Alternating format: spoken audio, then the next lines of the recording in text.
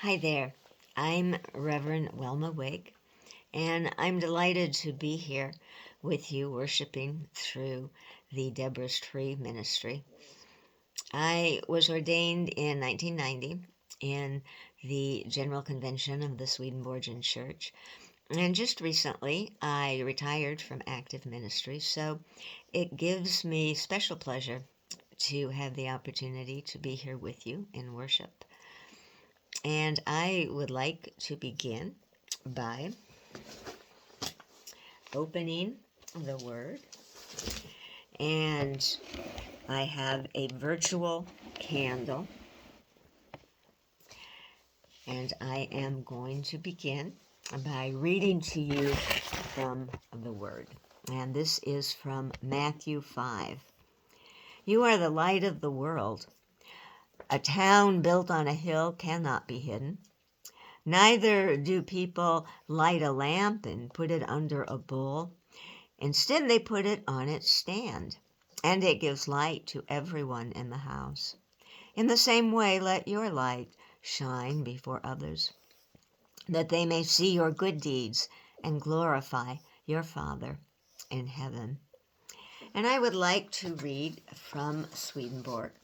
And this is something he wrote in the Arcana, and it was shortly after his period of very profound spiritual experiences, and he felt that he had had a rebirth. And he then wrote, I have been elevated into the light, which sparkled like the light radiating from diamonds. And while I was kept in it, I seemed to myself to be withdrawn from worldly ideas and to be let into spiritual ideas.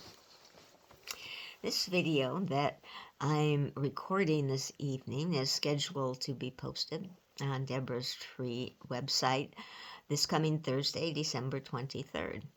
Today, the day I am recording this, is Tuesday, December 21st. And this day, to me, has a lot of spiritual significance. Today is the winter solstice. In the Northern Hemisphere, that means that the period of darkness on our part of the earth is coming to an end, and the light is becoming brighter every day as the darkness becomes dimmer every day. In the Southern Hemisphere, of course, that's what they go through in the summer solstice. For now, I want to emphasize that there is spirituality for us in darkness and in light, and God is in all of that. And we have our spiritual experiences and our lessons at all times of the year. But I want to share with you how important this particular time is for me, because I always think no matter what has been going on in my life or in the world, I think that the end of the complete control of the darkness is now ended. And starting as of tomorrow, we are going to have more light every day until the light overtakes the dark. And I like to think about that sometimes in the course of my life. And sometimes things seem so despairing. I know I've been a bit discouraged of late. I'm 74 years old, and I have never seen a period of health problems like we're experiencing worldwide right now with the COVID pandemic and the new strains that are coming forth. It's a very frightening time. I have never seen so many healthy people passing from life than I have these past months here in our world.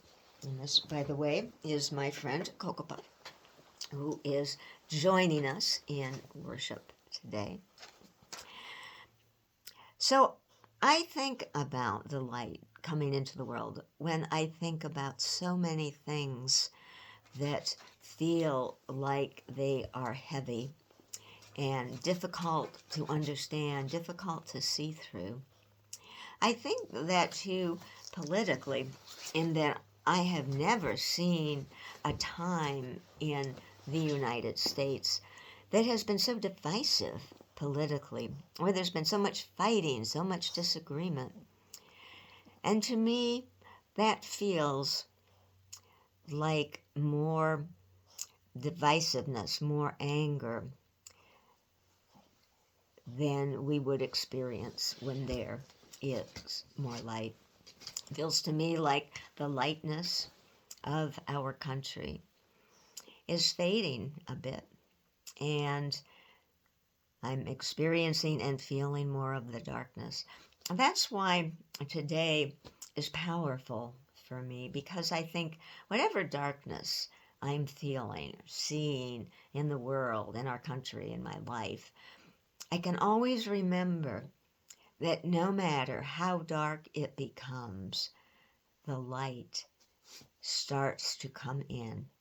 As of tomorrow, we are going to get more light every day, and that always helps me feel hopeful about the times ahead and where we're going, where God is leading us. I would like to take a moment to play for you a bit of a song that I like very much.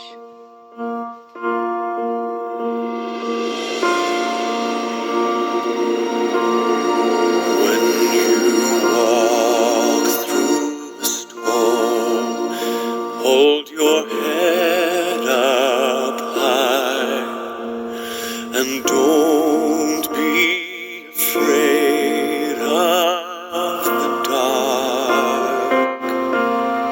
At the end of the storm, there's a golden sky and the sweet silver song of the walk on through the wind, walk on through the rain, though your dreams be tossed and blown.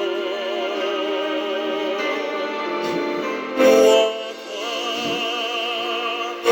on, with hope in your heart, and you'll never walk alone.